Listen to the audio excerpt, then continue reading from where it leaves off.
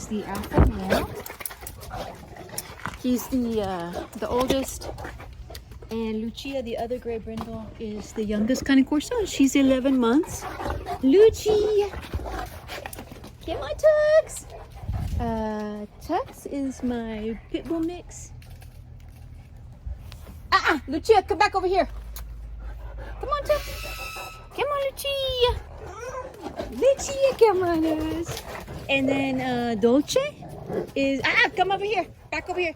Dolce here is the dominant female. Back over here, Lucia. Come. There are deer out there, so I don't want them running around out there. Where is Gypsy? Where's Gypsy?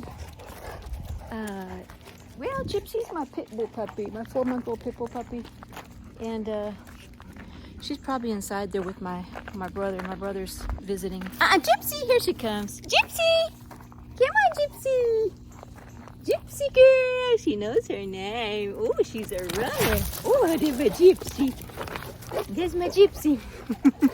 Well, anyways, y'all, I wanted to talk about something kind of timely because of the on the news. I'm sure y'all have seen on all the large news media have covered this story about the manhunt. There was a prisoner that escaped from prison. Cavalcante, I think his name was, or is. He escaped from prison. He was, had been serving time for murdering his, I think his girlfriend or his ex-girlfriend.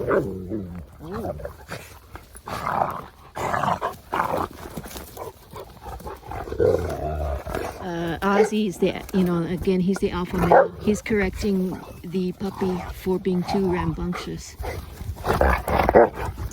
Well, anyway, so Dolce wants to play. So, anyway, he escaped and he evaded law enforcement for about 2 weeks, living out in the woods. And so they finally caught him. He even had a firearm, which he stole from one of the houses nearby. And this is all in Pennsylvania. And they finally caught him. But guess how they caught him? It was a canine that caught him. And so they were able to apprehend him without using deadly force because of the dog. Actually, that dog saved his life because he was armed. They could have easily used deadly force, to get him. But so I want to talk a little bit about that and how amazing it is that dogs are able to do this. That was a Belgian Malinois that caught him. And he did what's, the term is catch and hold. That's how he got him. So he caught the Belgian Malinois, tracked him down, and I think he ended up biting his scalp, but it wasn't deadly or anything. But he held him down there until the law enforcement were able to go get him, which is pretty amazing. Really, really remarkable the way that humans can use dogs like this. And so I wanted to talk about that in relation to the Cane Corso. So the Cane Corso is a very dominant guardian, protective breed, and being a Mastiff, it doesn't have the stamina of a Belgian Malinois or a German Shepherd. It doesn't have like the long distance running. It's not a long distance runner. It doesn't have that kind of stamina. But for a Mastiff, it has incredible stamina. Probably, and it's up there with the Dogo Argentino. Dogo Argentino's got incredible stamina as well, and is used for hunting large game. And so I personally know a trainer. It's a Cane Corso breeder that actually trains Cane Corso for search and rescue missions, and trains her Cane Corso to be used in law enforcement. So I thought that's pretty remarkable. and speaks to the versatility of the breed, the athleticism of this breed for a Mastiff breed. So you're not going to see, for example, an English Mastiff being used for that kind of thing, you know. Dolce. What a beautiful sunset out there. Dolce. So that speaks to the, you know, because each breed has is bred for a certain function, like herding. Some dogs are herding dogs. Some dogs are, you know, like greyhounds. Mostly like greyhounds are used for search and rescue, for tracking, you know, scent tracking and things like that. And Cane Corso actually does very well in that category. So they're really good for scent tracking. They can be trained to do that. Probably up there with the German Shepherd. And apprehension, so they can totally just kind of apprehend a suspect, just like that Belgian Malinois did.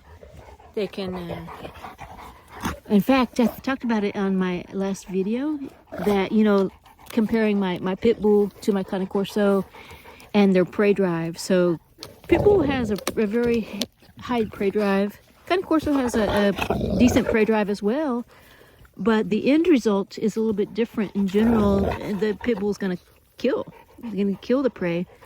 Whereas I think a Cane Corso is more along the lines of catch and hold. So it's going to catch and hold the whatever it is, the prey or the you know, the threat, whoever it is, the burglar or whatever. And in this case, in the news story, the prisoner that escaped, you know, that Belgian Malinois, his name was is Yoda, I think. Yoda, the dog, did a catch and hold instead of killing the suspect. It was able to catch and hold it until the human was able to come in and do whatever it needed to do. And same thing with Dogo Argentino, Argentinian Mastiff. They catch and hold the boar, the wild boar, or whatever large game that the Dogo Argentino is used to catch. They catch it and hold it until the human comes and calls them off. Go check, get down, get down, get down, get down. All the good down. You see how Dolce's tone became very serious?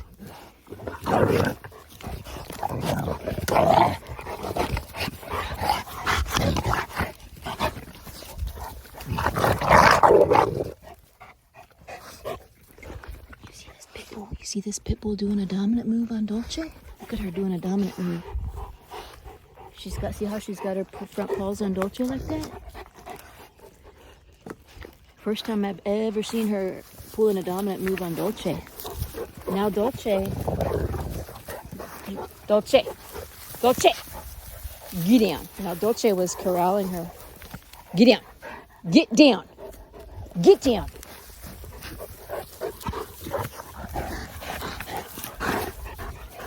See, Dolce gets a little intense, but a little bit kind of serious there, you guys, because the pit bull is starting to show some dominance over my most dominant female. So this could potentially be a problem. Up until this point, the little pit bull puppy Gypsy has backed down to Dolce, and it's all been kind of playful. But you saw this, how she became very serious and put her front paws on Dolce while I had Dolce submitting for me. I made Dolce submit to me to show her she doesn't need to be aggressive to the pit bull. Dolce, sit down, baby. Sit. Good girl, Dolce. Dolce's a very good dog. She listens. She's very obedient, but she's extremely intense, so she needs to be checked constantly. I need to check her, keep her in check. Dolce, sit. Go get it. Good girl. So yeah, y'all.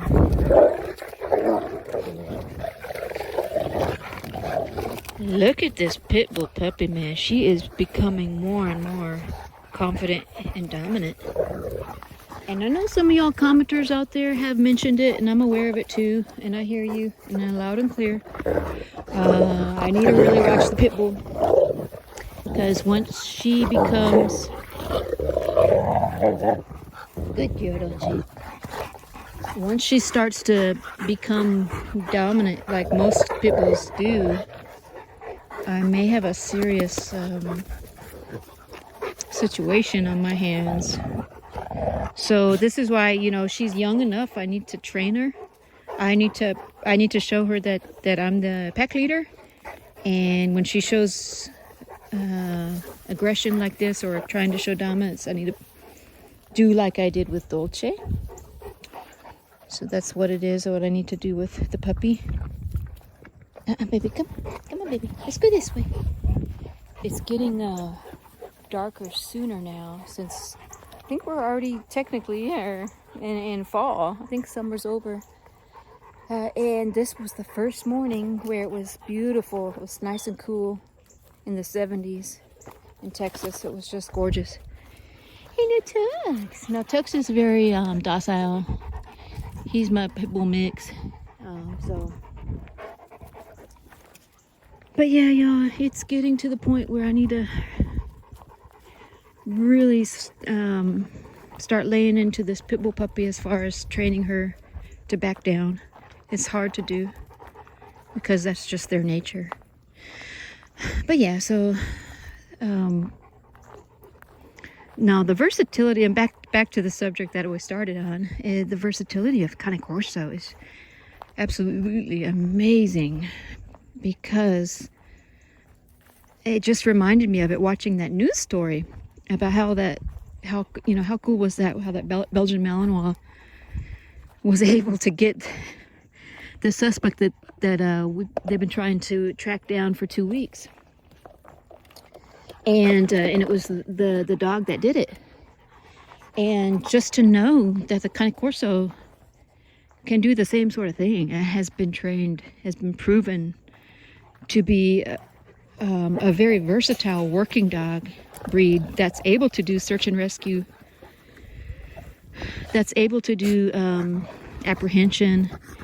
The person that I was talking about that's successfully trained Cane Corso to do search and rescue also trains the Cane Corso to do narcotics detection. And so the scent work is just as good as that of other dogs that are known to be good at tracking and scent work. So pretty amazing. Yeah, I'm trying to get my Starbucks in there. Now I do not give my dogs what they call it when they go to Starbucks. What they call that thing when they give them the whipped cream? A puppuccino? No puppuccinos here. I do not want to get them used to table food or anything sweet. They do not need any kind of sugar in their diet. So she was trying to sneak up her own little puppuccino. That was the last of my mocha. But anyways, y'all, hope y'all having a good night. This video is kind of all over the place, but I did want to talk about that since it's kind of in the news right now, and reminded me of how versatile the Cane Corso is. So they can be totally trained. That's why they're one of the best working dog breeds. They can be trained to do so many different things. Purely protection. They can do attack training. A lot of people will, put the vest on and do, train them to be attack dogs for like serious protection work. Give me that ball, Gypsy. Give me this ball, Gypsy girl. And then again, search and rescue and scent tracking. They can do all that. The only thing is that they're not they're not regularly used as police dogs, just like the German Shepherds and Belgian Malinois are, for the reason that reason being is that they don't have the overall stamina of the German Shepherd dog and Malinois type breeds. They don't have that degree of stamina. And even the German Shepherds, you know, when they're used in battle and war, and you know, even in recent modern times, how they're used, they a lot of times are overworked in police work and in military work. A lot of times, you know, they are really overworked. So, but generally speaking, you know, just for, you know, short kind of search and rescue type work, not long distance type stuff, but they're very good. Lucy. Oh, well, it's getting dark. Yeah, I'm gonna have to put some lights out here in the yard if I'm gonna keep filming out here when I get home from work, because it's now the sun's starting to go down an hour earlier than it was. In the wintertime, I think the sun even goes down at like 5:30 p.m. So there's no way I'm gonna be home from work at that hour.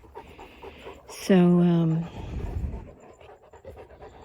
yeah, I'll probably just have to put some really good outside lights out here, or I'll just have to film inside.